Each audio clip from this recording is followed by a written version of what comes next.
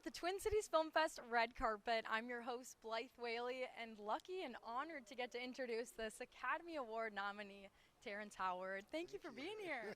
It's really great to be here. You guys have really opened the doors and welcomed us into the Twin Cities and gave us an opportunity to showcase our little film as a homage to all of the great action figures and the movie theater owners and all the people that love cinema out there. And Showdown at the Grand was given life here.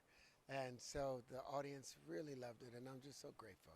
I'm so glad to hear that, and that Minnesota is giving you the warm welcome we're known for. But Terrence, when I think about what I was doing today, getting ready for our red carpet, I think about a pregame, a pre-warm-up, and so it's hard out here for a pimp. Had to be the warm-up song coming in, knowing that I was talking with you today. Do you have anything that you use to warm up before you get on set? Do you listen to anything in particular, or how do you get prepared? Well, these days I listen to a lot of Bruno Mars or Silk Sonic, smoking out the window. Yeah. I'm smoking out the window a whole lot these days. Well, that does it for you. That's exactly what. But when I think about it, also when you talk about last night and your film showing and getting to be here and see everyone's reactions, does it ever get old? Had countless films. You've been able to be a part of this process so many times. No, it's always new in the sense, especially when you're working with somebody like Orson Oblowitz, who wrote an original screenplay of a character that you've never seen. How many times have we seen a high-functioning autistic guy that owns a theater that's trying to be a vigilante, trying to save his community? You don't get that. So you get scared walking into the theater to watch everybody watch you do something for the first time, because the chances are more than likely you're going to fail the first time you try something. But this time it actually worked. So it's always new, because there's always a chance that you're going to get boo, boo. No, that's not possible. That's not possible. But when we're talking about what's coming up, is there any characters that you think that you haven't been able to do? You've done so many. Is there something that you're still looking for to be able to show on the screen to us?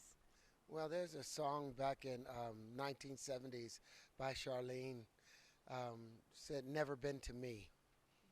I've seen all kinds of, I've been to paradise, but I've never been to me. I've never had the chance to be Terry, because for the last 40 years, I've done my best to entertain being everybody else. So I need to take some time to figure out who Terry is. Yeah. That's the character I want to play next. No, I love it. I love it. So there maybe is a sneak preview of what we're going to get to see from you.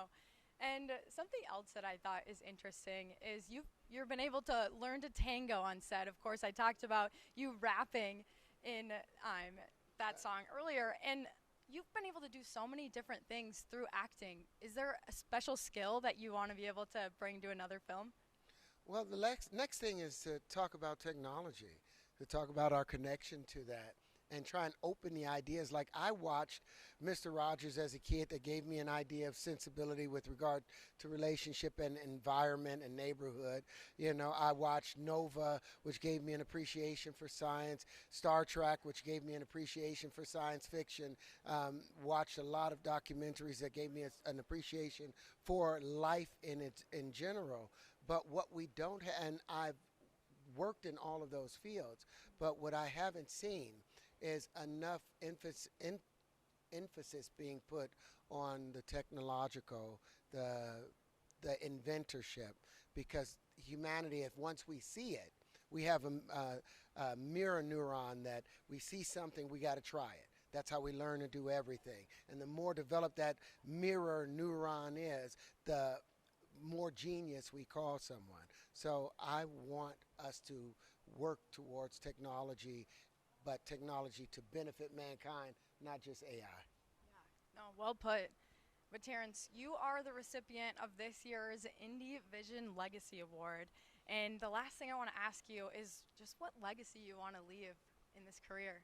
Well, what we're leaving behind, you trip over a lot of things trying to get into this business. I started off the business thinking that it was all about being the best liar. Whoever could be the biggest liar and tell the best lie, they're the better actor. It took me a long time, maybe about 26. I learned it was about telling the greater truth. and discovering the greater truth. That's when the work becomes transformative for you. You're not going to find those greater truths in these agenda-driven studio films. They have a formula that they have to answer to all of the individuals that pay them their money, the what do you call it, the stockholders. What you have with independent films, they can't afford the special effects. They don't have a stock room full of people that's giving you direction. It's just about the work. So that's where you get a chance to really stretch your muscles and become more than you ever thought you could be in an independent film. And so to be honored for my work in independence, when my work is in independence, is the whole reason that I'm being freaked that I'm here. I made $12,000 when I did Hustle and Flow, $6,000 from Crash, you know, $10,000 from Idlewild. Made so little money from those, but the amount of love that I have from experiencing those characters and doing it wholeheartedly, that's made me a wealthy man. Well, I can see you're wearing your heart on your sleeve right now. Thank you so much. Terrence Howard, Academy Award nominee. Oh, real Rolex. I got no heart on my damn sleeve. Thank you so much for gracing our presence today. Thank you.